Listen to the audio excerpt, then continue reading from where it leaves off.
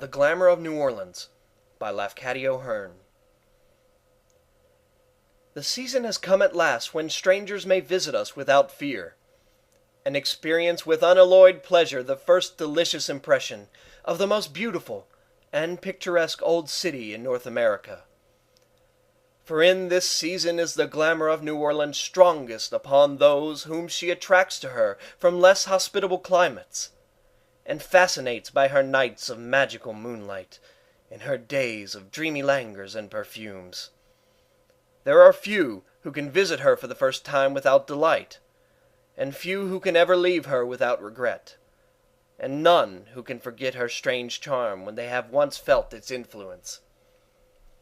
To a native of the bleaker northern clime, if he have any poetical sense of the beautiful in nature, any love of bright verdure and luxuriance of landscape, the approach to the city by the river must be in itself something indescribably pleasant.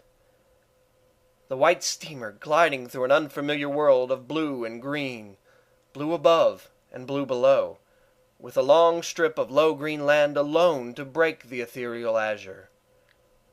The waving cane, the evergreen fringe of the groves weird with moss, the tepid breezes and golden sunlight, all deepening in charm as the city is neared, make the voyage seem beautiful as though one were sailing to some far-off, glimmering Eden, into the Garden of Paradise itself.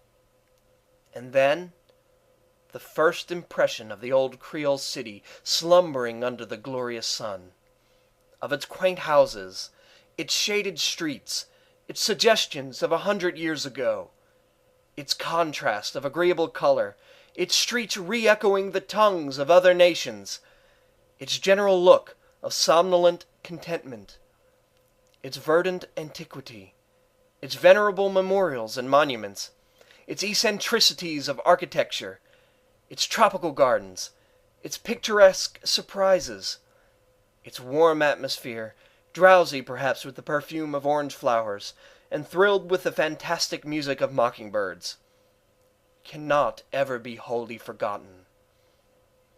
For 100 years and more has New Orleans been drawing hither wandering souls from all the ends of the earth. The natives of India and of Japan have walked upon her pavements, Chinese and swarthy natives of Manila, children of the Antilles and of South America, subjects of the Sultan, and sailors of the Ionian Sea have sought homes here. All civilized nations have sent wandering children hither. All cities of the north, east, and west have yielded up some restless souls to this far-off southern city, whose spell is so mystic, so sweet, so universal. And to these wondering and wandering ones, this sleepy, beautiful, quaint old city murmurs, "Rest with me. I am old, but thou hast never met with a younger more beautiful than I. I dwell in eternal summer. I dream in perennial sunshine. I sleep in magical moonlight. My streets are flecked with strange, sharp shadows, and sometimes also the shadow of death falleth upon them. But if thou wilt not fear, thou art safe. My charms are not the charms of much gold and great riches, but thou mayst feel with me such hope and content as thou hast never felt before. I offer thee eternal summer, and a sky divinely blue, sweet breezes and sweet perfumes, bright fruits and flowers fairer than the rainbow.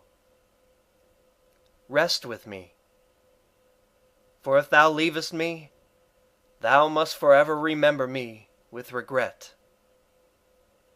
And assuredly, those who wander from her may never cease to behold her in their dreams, quaint, beautiful, and sunny as of old, and to feel at long intervals the return of the first charm, the first delicious fascination of the fairest city of the South. The end.